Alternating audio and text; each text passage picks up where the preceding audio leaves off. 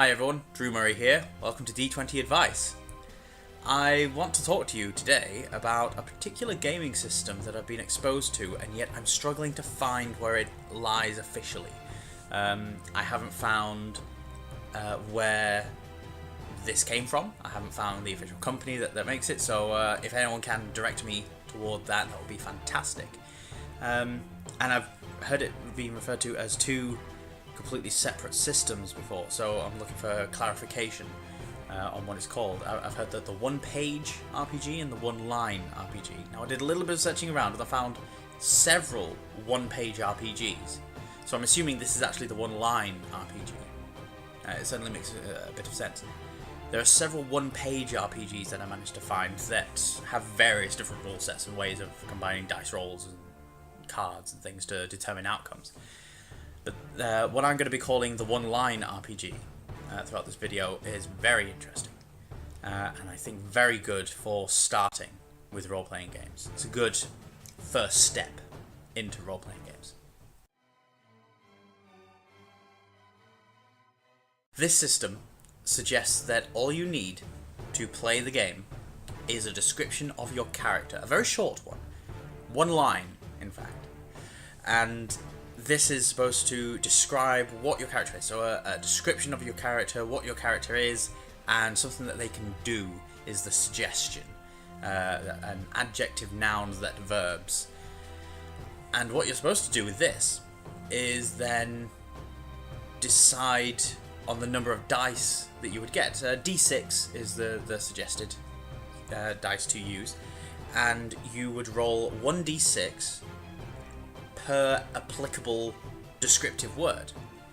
Or if a word is especially descriptive or suggests that you are in possession of greater expertise than someone else might be, then you might be able to argue, I want a second dice because I'm a genius, not just a smart person.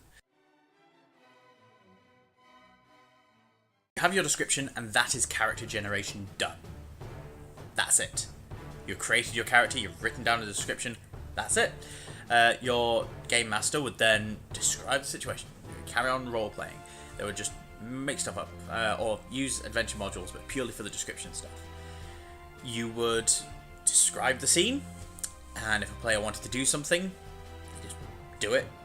Anytime that you want some kind of contest or a chance of failure, or you might be one of these people that think that everything needs to be checked for, apart from the simplest of things like walking, breathing, and whatnot. But even just talking to someone in a bar requires some kind of diplomacy or charisma check of some kind, even if it's inconsequential. That's fine too. Some people have fun playing that sort of game. You then just roll this pool of d6 and you pick the best one.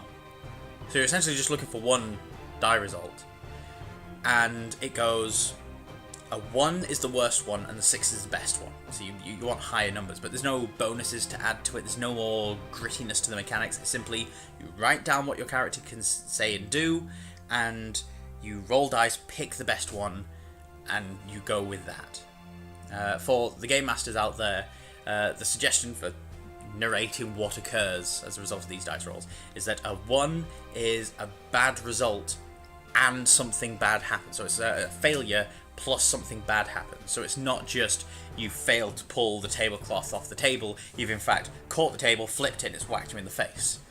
2 is just you failed.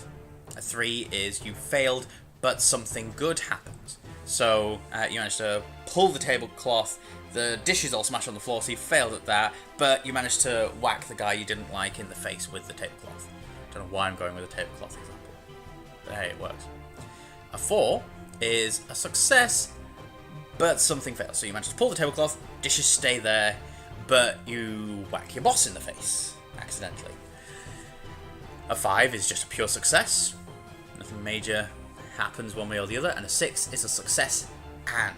It's a success and something amazing happens. So you pull the tablecloth, all the dishes are still on the table, and you whack your hated enemy in the face. You've succeeded and got something extra from it. And that's it. There's free reign for the Game Master to just make up whatever they want.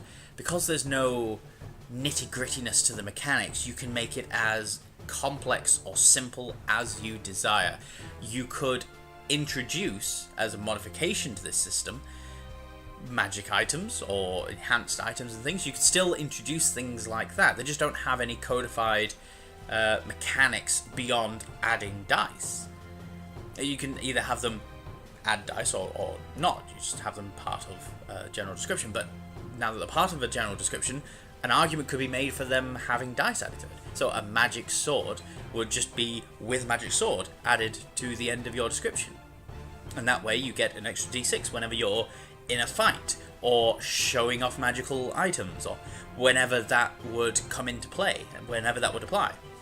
So you don't get a 6-sided die for every single thing that your character has as a description, but you do get one for things that apply to that situation. So in combat, if you're big, strong, and a fighter, there you go, 3d6. If you are a weak wizard in a fight, then if you wanted to cast a spell, you'd get one for wizard. And that would be it. So how you describe your character affects the number of dice you get in the game.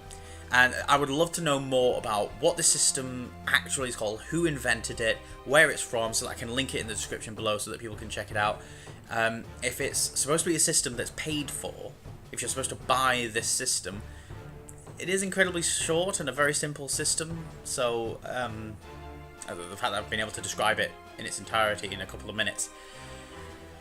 I still think that if it's created by someone, it still should have credit put to them. And if they are seeking to make any financial gains from this, that they should be given the opportunity to do so. So if anyone knows about it, please do get in touch. But I thought it was a very interesting system to talk about, especially given the previous video where I was looking at an older attempt to explain things, and I started right back at the beginning, how to play a role-playing game. What are the basics? Why do we use dice? What is a player? What is a dungeon master? Or a games master, for a more generic term. So this system, I think, is a good introduction. If you've never played a role-playing game before, and you just want to dip your toe in, and you don't know anyone that's played role-playing games before, try this system. Just write down a description of your character, grab a bunch of dice from other games like Cluedo or Monopoly or Settlers of Catan, if you've got something like that. Just anything that's got 6-sided dice. Backgammon. Just anything. And you can start playing. Instead of having a whole collection of dice, you can just re-roll the dice the number of times that you think that you should. Or you could just have a description of your character and just make it really simple. Just 1d6 for whenever you're wanting to do something. And that way you're introducing the idea of mechanics-based role-playing games while still keeping it very simple. I love this idea. This is a fantastic system. I'm still to try it out with a few of my friends. A lot of people are concerned about the lack of mechanics and items and things not really being a thing. But you can improvise around these sorts of things all the time. And that's something that I very much encourage. Improvisation around any obstacles that might be in your path. So that's it, I suppose. It's really difficult to wrap these things up. I really hope you guys enjoyed this video. Please like and subscribe and share this around if you see fit. But thank you very much for watching, and I'll see you next time. Bye, guys. Still here. There's just no.